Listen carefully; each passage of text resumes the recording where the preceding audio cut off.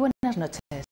Entramos ya en la recta final de nuestros programas especiales de elecciones y lo hacemos entrevistando a los dos candidatos que a priori más posibilidades tienen de presidir Aragón desde el edificio Pignatelli. El candidato del Partido Popular y el candidato del PSOE, que tendremos esta noche con nosotros. Pero antes, como siempre, vamos a conocer las noticias de la jornada.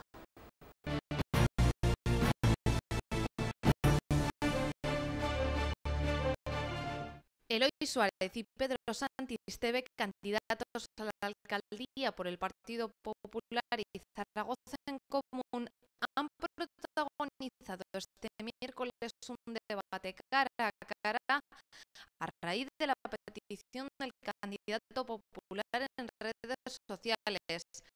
Eloy Suárez ha reprochado a Santis Teve los errores cometidos en el ayuntamiento durante la última legislatura, insistiendo el popular en que el 80% de la lista de Zaragoza en Común la integran miembros de Izquierda Unida.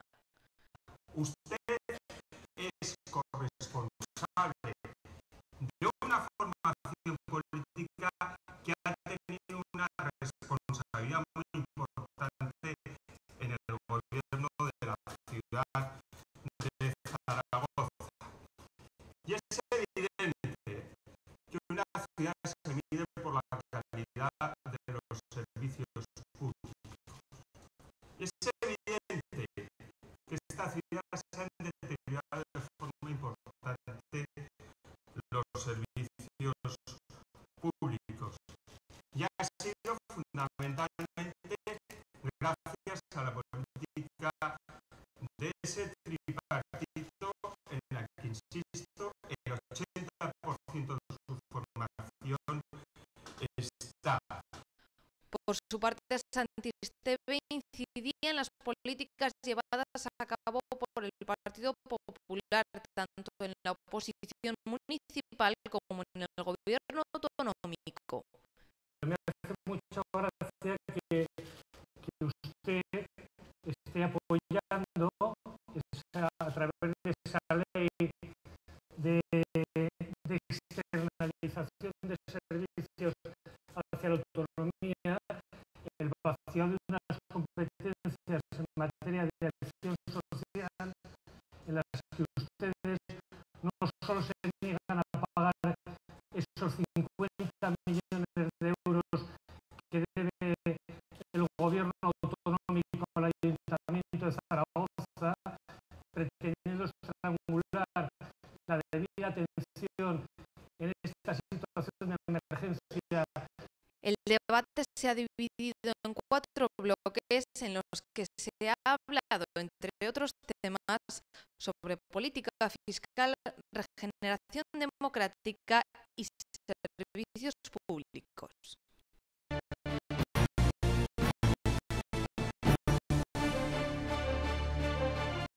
Combatir el IVA cultural impuesto desde el Gobierno central. Esta ha sido la principal promesa electoral expuesta hoy por Javier Lambán, candidato del PSOE a la Comunidad, en un acto que ha coincidido con el Día Sin Música, iniciativa llevada a cabo por numerosos artistas, contra esta tasa del 21%. Desde el Ayuntamiento y desde el Gobierno de Aragón adoptaremos medidas para compensar a los creadores, para compensar a la industria cultural de esa medida tan injusta con la que en realidad el Gobierno del Partido Popular quería vengarse contra un sector de la economía que considera adverso a sus intereses porque es simplemente creador y en tanto creador es crítico Al acto ha acudido también el candidato a la alcaldía de Zaragoza, Carlos Pérez Anadón, que ha presentado sus medidas en materia de cultura a través del programa Zaragoza Creativa, que incluye la lucha contra el IVA. Todo aquel consumo y producción de cultura que tenga que ver con las salas locales, con aquellas que tienen capacidad reducida, con aquellas que producen en esta ciudad y que dan vida a artistas y industria de esta ciudad, tendrán una bonificación de un 10%. Garantizar el acceso y la práctica cultural, facilitar la creación y fomentar la industria, incorporar Zaragoza como marca de identidad y desarrollar nuevas formas organizativas de cultura para promocionar la ciudad son los ejes de este programa.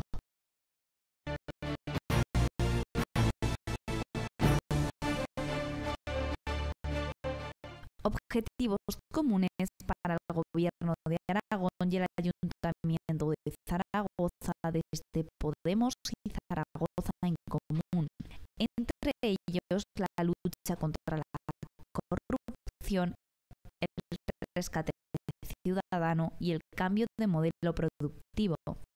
El candidato de Podemos, Pablo Echenique, y el candidato de Zaragoza en Común, Pedro Santiesteve, los han dado a conocer esta mañana y han mostrado su intención de trabajar de manera conjunta en ambas instituciones. Zaragoza en Común piensa que tiene que haber una colaboración entre instituciones y es necesario que esa situación en la que el Partido Popular ha recortado radicalmente la autonomía local y la ha estrangulado financieramente, cambie radicalmente. En este sentido, el candidato al Gobierno de Aragón ha pedido el voto para ambos partidos porque dice que es el voto del cambio. Que en estas elecciones el único voto útil es el voto del cambio. Y ese cambio en el Ayuntamiento de Zaragoza se llama Zaragoza en Común y desde Podemos entendemos humildemente que en la comunidad autónoma se llama Podemos. La carpa de Zaragoza en Común en la Plaza del Pilar ha sido el escenario del encuentro entre ambos partidos.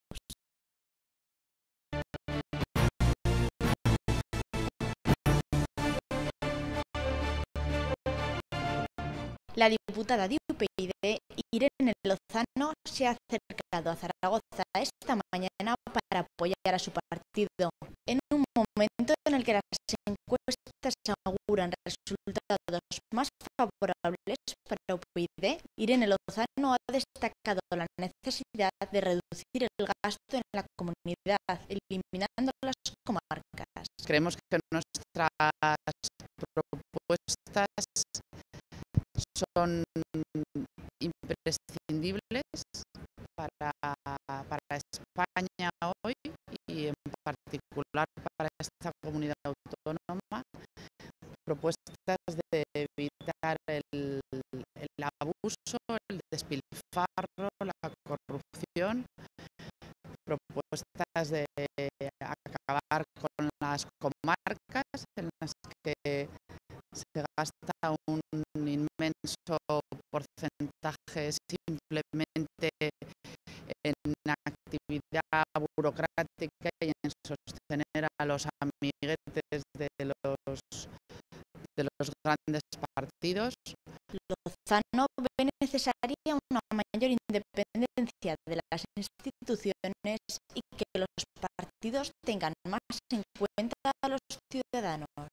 Que lo que creemos es que hay que cerrar con candados más fuertes las instituciones para que sean independientes del poder político, que haya una administración profesional y meritocrática que realmente esté al servicio de la gente y al servicio de sus intereses. Hasta ahora los dos grandes partidos lo que han demostrado es que estaban mucho más preocupados por su propia supervivencia, casi siempre por su cuenta en Suiza o en Andorra, y no por las necesidades de los ciudadanos. La diputada confía en que UPyD sea un partido decisivo en las próximas elecciones y sea la llave para futuros pactos.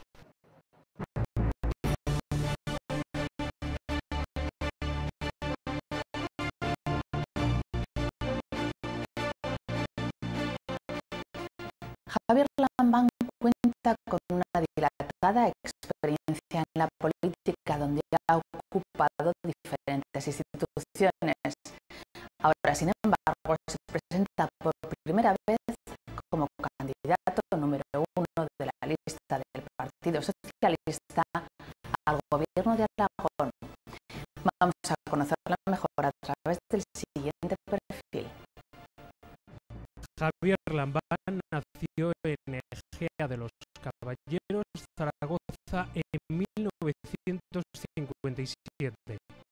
Está casado y tiene una hija. Es licenciado en Historia Contemporánea por la Universidad de Barcelona y ha finalizado su tesis doctoral sobre la reforma agraria en Aragón en la Segunda República.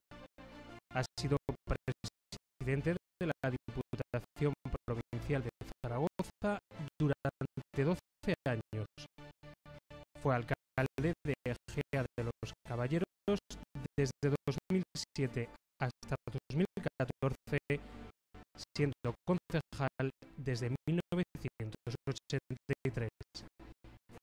Secretario general del PSOE de Aragón desde marzo de 2012, afiliado a la UGT de Aragón.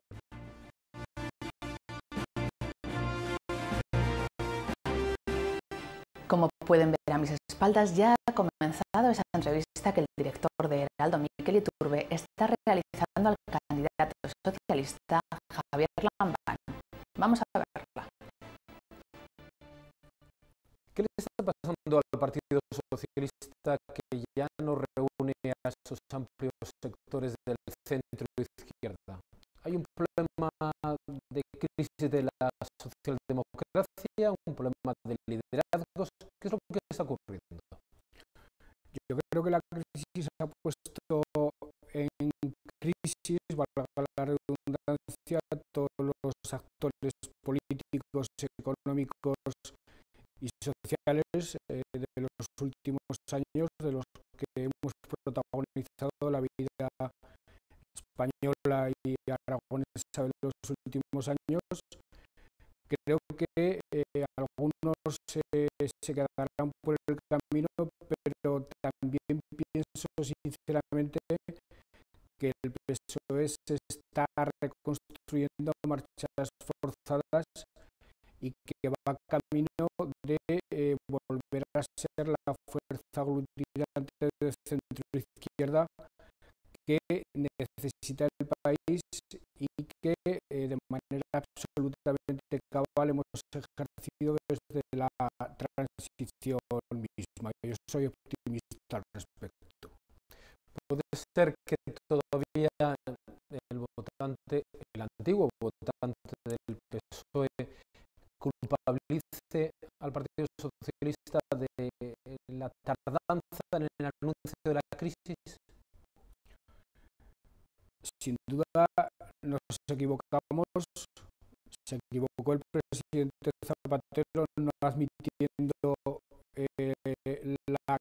la gravedad, el calado de la crisis a tiempo, se equivocó no explicando suficientemente bien o no, respondiendo de una manera más contundente a la troika cuando se planteó en mayo del 2010 una serie de ajustes que contravenían absolutamente los compromisos electorales adquiridos en el año 2008, y desde luego se equivocó y lo hemos reconocido públicamente con la modificación del artículo 135 de la Constitución, tanto en el fondo como en la forma. Hemos hecho autocrítica, creo que nadie es más capaz de la autocrítica que el Partido Socialista, y en este momento estamos en disposición de comparecer ante la ciudadanía con los deberes de la autocrítica hechos, pero sobre todo con los deberes de la formulación de un nuevo proyecto político perfectamente realizados. Pero ¿derogaría ese artículo 135 de la Constitución? Es fácil decir que se equivocaron, pero la pregunta es directa. ¿Se retiraría ese artículo? Queremos contrarreformar el artículo 135 de la Constitución. Nosotros entendemos que antes que figurara en la Constitución una limitación al gasto público, debe figurar en la Constitución la garantía de los servicios sociales y de los derechos básicos de los ciudadanos, de la sanidad, de la educación y de las políticas sociales. Eso tiene que estar antes que cualquier otra limitación de gasto.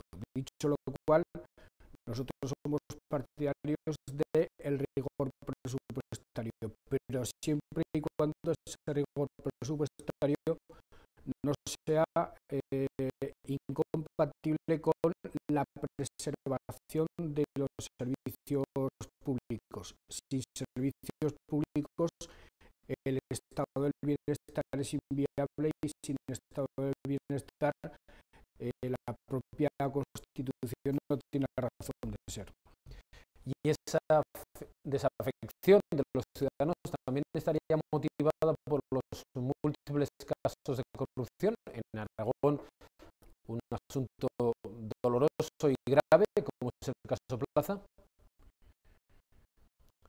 Es evidente que los casos de corrupción en un momento de crisis, sobre todo, han contribuido a acentuar la desafección ciudadana. Yo creo que los ciudadanos fundamentalmente se han alejado de la política porque han visto que la política no solucionaba sus problemas. Esa es la razón fundamental. Han visto que los estados nacionales acataban órdenes de una instancia superior, que es Bruselas. Eso genera una disyuntiva de exigencia de responsabilidades que acaban pagando los estados nacionales y que abre la vía de par en par a los populismos, lo que está ocurriendo en Grecia, en Italia o en España. Y creo que además, si se producen fenómenos de corrupción, si además la calidad de los políticos en muchos casos es manifiestamente mejorable en cuanto a la ejemplaridad que tienen que demostrar en el ejercicio de la función pública, todo ello es una mezcla explosiva que redunda en fenómenos de desafección como los que hemos visto en los últimos años. Pero me va a permitir que insista y hablemos del caso Plaza en Aragón. ¿Se siente corresponsable político de lo ocurrido? En modo alguno, yo no tuve nunca nada que ver con el caso Plaza. Yo fui uno de los primeros promotores de la comisión de investigación en el Parlamento. Yo espero que los jueces trabajen rápido, esclarezcan todo lo ocurrido y espero que como consecuencia de las sentencias podamos calibrar exactamente cuál ha sido el calado y cuál ha sido la dimensión del caso Plaza. De momento estamos dispuestos a eso, a colaborar activamente con la justicia, a esclarecer todo lo que se tenga que esclarecer, a dejar claro que el Partido Socialista no tiene nada que ver en ese caso y desde luego esperar que los jueces se pronuncien para saber exactamente qué ocurrió allí. En este momento no lo sabemos. Pero estamos hablando de un asunto que se desarrolla en las legislaturas socialistas. ¿No siente ningún tipo de relación directa con lo ocurrido? Yo asumo responsabilidades regionales en el partido en el año 2012 y no tengo ninguna responsabilidad gubernamental a todo lo largo de la etapa en la que ocurre lo de Plaza. Por otra parte, decirle algo que me parece bastante relevante. En 12 años ha pasado por el Parlamento 3 grupos parlamentarios socialistas, los tres capitaneados por Marcelino Iglesias, y ni uno solo de esos diputados está imputado ni en el caso Plaza ni en ningún otro. Esto es un dato que creo que también hay que tener en cuenta.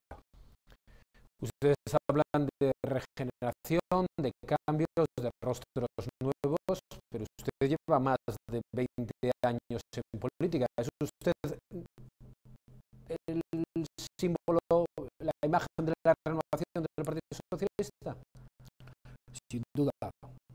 Soy la imagen de la renovación del Partido Socialista en cuanto soy candidato a la Comunidad Autónoma por primera vez, en cuanto a mi vida política en la responsabilidad autonómica es muy reciente y a la vez me siento muy orgulloso de aportar a la vida autonómica a la que acabo de llegar el bagaje, la experiencia que supone mi paso por la administración local. Creo que confiar responsabilidades de gobierno a quien no tiene experiencia en la gestión, a quien no ha acreditado en su paso por la gestión honradez, transparencia y decencia, es muy fácil decir que hay que ser honrado sin haberse sometido a la prueba de la honradez. Quien llega a las responsabilidades políticas después de haber pasado una larga etapa en la vida municipal, habiendo acreditado transparencia y honradez, creo que tiene un valor añadido que los ciudadanos valoran. Por eso estoy convencido de que soy renovación, pero a la vez experiencia, que es la mezcla virtuosa que hay que aportarle a la sociedad para que vuelva a confiar en la política. Aplicamos renovación y aplicamos experiencia como un tándem que lógicamente no admite divorcio alguno. Entonces, creo que hay que combinar adecuadamente las dos cuestiones. La candidatura socialista que yo encabezo en 3 listas en Zaragoza, en Huesca y en Teruel tiene una renovación importante de caras. Hay mucha gente, hay muchos compañeros y compañeras que llegan por primera vez a una lista electoral y a la vez hay compañeros y compañeras que tienen acreditada una trayectoria parlamentaria y hay compañeros y compañeras que tienen acreditada una trayectoria municipal que les ha permitido superar la prueba primero de acreditar honradez, no de decir que serán honrados, de poder decir que han sido honrados, y segundo, de acreditar suficiencia en la gestión, suficiencia en la relación política, de acreditar, por ejemplo, que están perfectamente preparados para asumir responsabilidades y asumirlas bien desde el primer día. Pero no deja de ser un pequeño drama para la propia vida pública que sea la honradez algo que se tendría que entender como una norma básica de comportamiento, se entienda eso como un atributo, no deja de ser algo dramático en el fondo. Yo nunca he presumido de la honradez. Yo creo que de ejemplaridad y de honradez no se habla más de lo que se debería hablar. Yo hablo de honradez porque habitualmente solo usted ve los periodistas o es el propio debate público en general quien plantea la honradez. Yo lo que estoy diciendo desde hace mucho tiempo es que de ejemplaridad habría que hablar menos y practicarla más. De controles políticos habría que hablar menos y practicar más esos controles políticos, y desde luego yo de mí sé decir que hace muchos años, antes de que se pusiera de moda, ya colgaba mi declaración de la renta de mi patrimonio en la página web.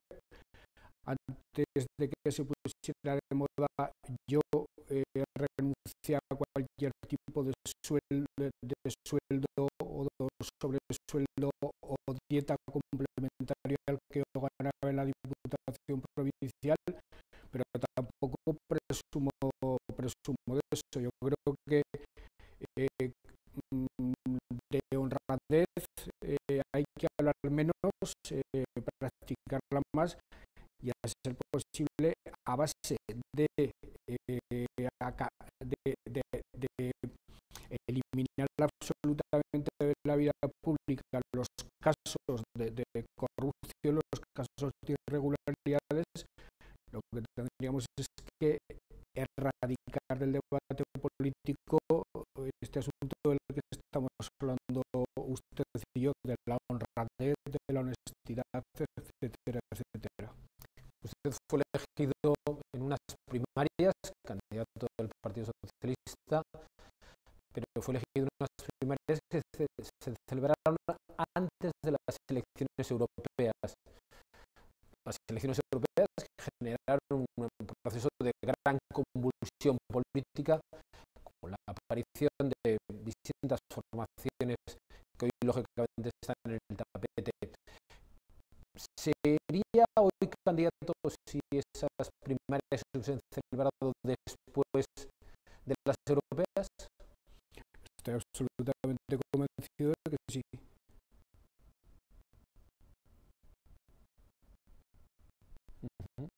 De hecho, yo tuve un resultado en la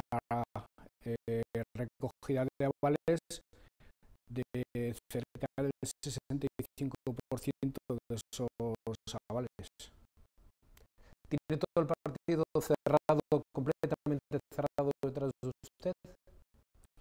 No tengo ninguna queja al respecto. Tengo un partido magnífico que me está prestando su apoyo en todos y cada uno de los rincones de Aragón y desde luego en las 3 provincias de la comunidad autónoma. Pero sí que hubo algún problema en la elaboración de las listas en alguna de las provincias de la comunidad autónoma. Nosotros no somos un partido monolítico, nosotros no somos una orden religiosa, nosotros somos un partido político democrático donde en determinados momentos en los congresos para elegir direcciones orgánicas y en la elaboración de listas para elegir candidaturas institucionales debatimos, se producen inevitablemente algunas divergencias, algunos encuentros más o menos afortunados de intereses o desencuentros, pero ojalá siempre resolviéramos esos encuentros y desencuentros, esas divergencias, ese debate interno con la limpieza, con la claridad y sobre todo con la lealtad interna que hemos resuelto en el reciente proceso de elaboración de listas. Hablemos de pactos, si le parece. Pedro Sánchez habla de la posibilidad de grandes pactos, de grandes acuerdos, pero excluyendo al Partido Popular. ¿Tan difícil es entenderse con el Partido Popular? Yo digo con toda claridad que no gobernaré con el Partido Popular, no haré una coalición de gobierno con el Partido Popular por una sencilla razón que es la siguiente. Yo pretendo reconstruir todo aquello que el Partido Popular ha destruido. Por tanto, no puedo asociarme para reconstruir una cosa con quien la ha destruido. A partir de ese momento, yo insisto mucho en que la próxima legislatura debe ser necesariamente una legislatura de grandes pactos, de grandes acuerdos. Creo que los políticos demostraremos la altura que tenemos en relación con la capacidad que tengamos para urdir grandes pactos. Creo que esa va a ser la exigencia fundamental del tiempo que se avecina, y en esos grandes pactos que fundamentalmente se han de producir en 3 materias: en educación, en reforma de la administración y en reforma del modelo productivo. No solo considero interesante la concurrencia del Partido Popular y la participación del Partido Popular, la considero absolutamente imprescindible. Porque esos grandes pactos se han producido a lo largo de la historia de los 2 partidos, el Partido Popular y el Partido Socialista. Se han ido produciendo, ha habido grandes acuerdos de Estado, permítame la expresión, donde ambas formaciones se han encontrado cómodamente. Es que si en el futuro somos incapaces, el Partido Popular y nosotros, pero también las fuerzas sociales, las fuerzas económicas, no somos capaces de tener la aptitud necesaria para los pactos, no somos capaces capaces de surtir grandes acuerdos, no somos capaces de poner por delante de nuestros intereses partidarios los intereses de Aragón. No somos capaces de entender que los desafíos son de tal magnitud que exceden nuestra capacidad por aislada de cada actor por su lado. Si no somos capaces de eso, estoy absolutamente convencido de que no merecemos la confianza de los ciudadanos. Si me descarta ese acuerdo entonces de gobierno con el Partido Popular, los otros grandes pactos, y con el resto de formaciones, ¿hay alguna limitación? No, con el resto de las formaciones, con algunas de ellas ya sabemos en qué universo ideológico, en qué universo conceptual, en qué universo político se mueven, y por tanto tenemos perfectamente medidas las posibilidades de entendimiento. Con otras fuerzas de reciente aparición no podemos tener tan claras las posibilidades de acuerdo, porque todavía tienen que explicitar cuál es su posición en los temas fundamentales del debate político aragonés, cuál es su predisposición al pacto, pero yo creo que una de las ventajas que tiene el Partido Socialista sobre el Partido Popular es que la amplitud de las posibilidades de pacto son mucho mayores las nuestras que las del Partido Popular. Nosotros podemos alcanzar acuerdos prácticamente con la totalidad de los actores políticos de Aragón, y ese espacio el PP lo tiene mucho más restringido. Incluimos ahí a formaciones como Podemos, como Ciudadanos, es decir, no tendría ningún problema en pactar con cualquiera de esas dos formaciones.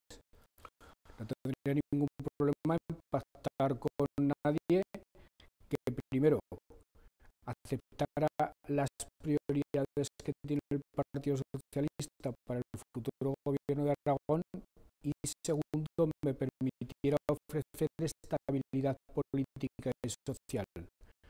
Un pacto político con cualquier fuerza política que altere mis prioridades o que no me vaya a permitir garantizar estabilidad política y social a la comunidad es un pacto político que no me sirve.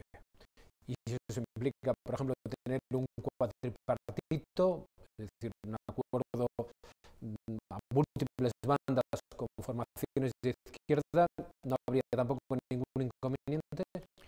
Tenga usted en cuenta que tripartito, cuatripartito eran palabras que hasta hace poco tiempo estaban demonizadas, pero los pronósticos de lo que puede pasar a partir del 24 de mayo las han convertido en palabras con las que me da la impresión de que nos vamos a tener que familiarizar necesariamente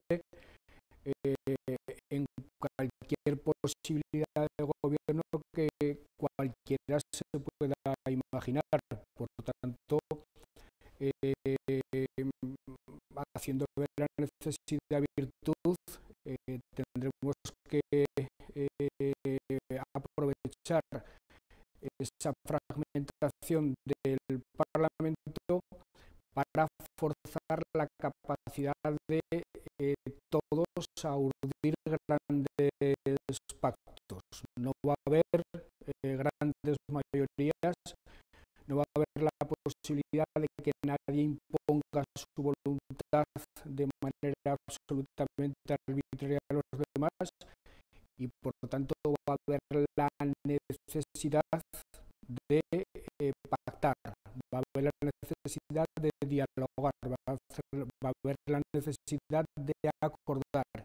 Y como yo creo que los retos son de una magnitud incalculable, me parece que será bueno que necesariamente, aunque solo sean impelidos por la aritmética parlamentaria, tengamos todos que hacer renuncia de parte de nuestras convicciones, de parte de nuestras propuestas, en aras a esos grandes pactos que yo creo que los aragoneses apoyan y que en cierto modo nos exigen a todos. Pactos sobre ideas o sobre instituciones, pactos globales o pactos particulares. Me explico. ¿Se puede llegar a un acuerdo para repartirse instituciones? El ayuntamiento por un lado y el gobierno de Aragón por otro. ¿Cabría esa posibilidad? No, yo creo que no, ese tipo de pactos ni les interesan a los ciudadanos ni nos interesan a nosotros. Habrá que ver qué resultados se producen en cada institución y cuáles son los programas y las propuestas de cada partido en cada una de las instituciones. Cambios de cromos de una institución por otra es algo que sería volver a la vieja política. Son actitudes, son maneras de entender la política que quizá en determinados momentos nos han llevado a cometer errores imperdonables a las fuerzas políticas que llevamos muchos años actuando en la política nacional, y desde luego los tenemos que evitar absolutamente. Pero me reconocerá en cualquier caso la dificultad en el supuesto de que ya llegásemos a esos pactos, la dificultad para gobernar una comunidad tan fragmentada en lo político.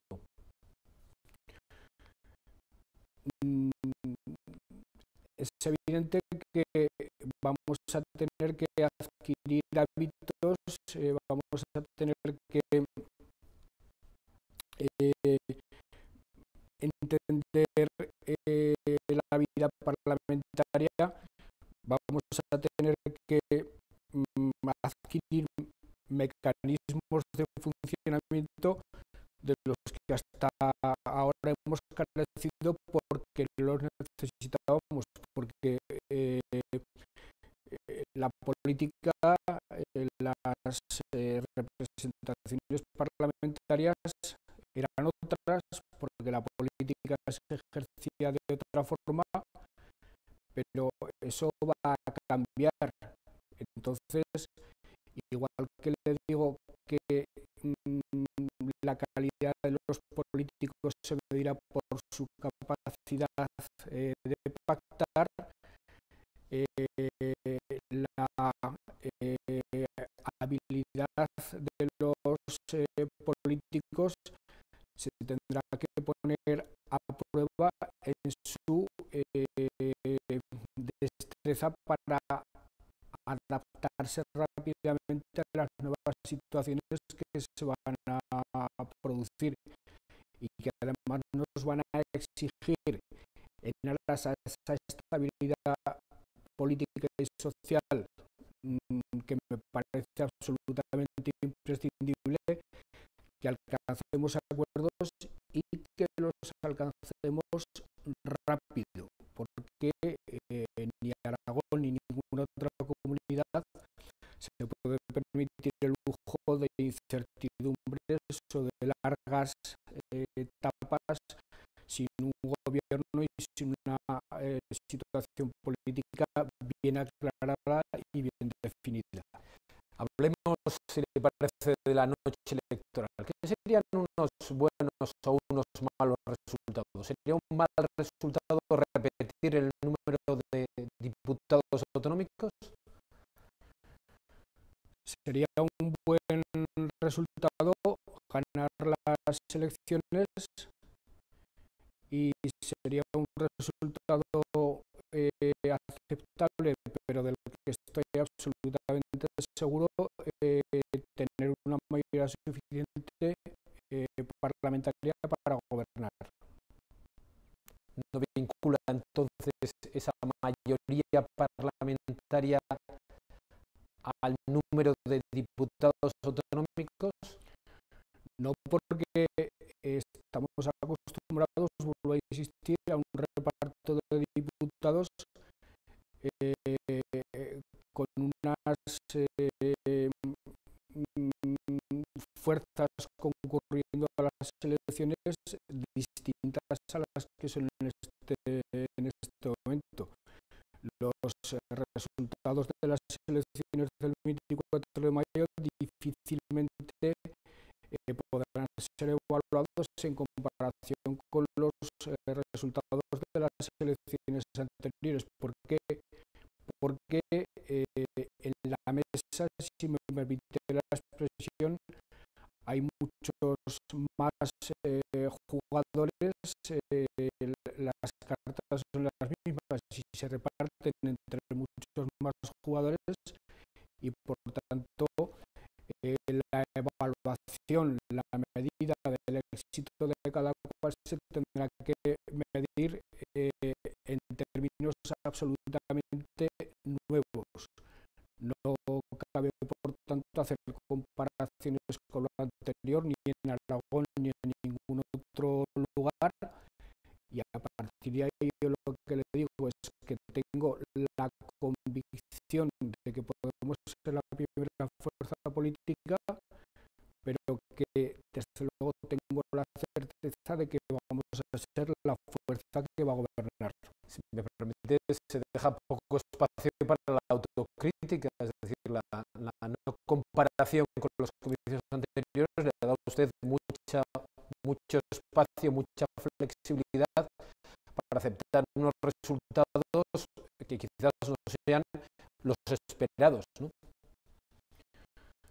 No, bueno, la crítica o la autocrítica habrá que hacerla después, pero convendrá usted conmigo en que no es lo mismo presentarse a unas elecciones con dos fuerzas claramente hegemónicas y otras fuerzas que tenían una condición más auxiliar, con todo el respeto para esas fuerzas políticas, que eran unas elecciones donde han aparecido actores nuevos y los escaños siguen siendo exactamente los mismos. Por tanto, las comparaciones no se pueden hacer en relación con las elecciones anteriores. El éxito de cada fuerza política estará en relación con el cumplimiento de sus expectativas de cara a formar gobierno o a no formar gobierno, de cara a tener una clara preponderancia en una alianza de partidos o a no tenerla. Yo creo que esos son los términos en los que se va a juzgar el éxito o el fracaso. El objetivo del Partido Socialista tendría que ser, entiendo, en su caso, poder liderar esa alianza de partidos. Sin duda. Y en el supuesto de que eso no se produjera, ¿presentaría su dimisión? ¿Se marcharía? Dependería de los resultados y es algo que yo tendría que hacer de acuerdo con la dirección del partido, pero es algo que en este momento no contemplo en modo alguno. Estamos concluyendo porque no tenemos mucho tiempo para más, pero no me resisto a cancelar esta entrevista, a cerrar esta entrevista sin que me traslade la que sería la primera de sus medidas si llegase al gobierno de Aragón. Decidir inmediatamente una renta social básica para que en Aragón no haya una sola familia que carezca de unos ciertos ingresos para sobrevivir con dignidad hasta que encuentre la manera normal de sobrevivir, que es a través de un empleo digno. Primero, porque Aragón no se puede permitir el lujo de tener familias en situación de pobreza, y segundo, porque esa sería la señal que estaría esperando la sociedad aragonesa para advertir que el cambio político se había producido de verdad. Pues con esta última pregunta lo dejamos, pero sí que le cedo una cámara para que lance usted un último mensaje electoral. Los 4 años de gobierno de la señora Rudi han sido 4 años perdidos para Aragón. Yo quiero que Aragón vuelva a funcionar. Quiero que vuelva a ser tierra de derechos, de sanidad, de educación, de políticas sociales. Quiero que vuelva a ser tierra de oportunidades a través de un empleo decente, a través de un empleo digno. Y para eso creo que la única solución es un gobierno del Partido Socialista Obrero Español en Aragón. Pues muchas gracias, señor Lamán, con este último mensaje, con estas últimas ideas se lo dejamos, no sin antes recordarles de que mañana a esta misma hora, en este mismo espacio, nos visitará Luisa Fernanda Rudi, candidata del Partido Popular. Muchas gracias y buenas noches.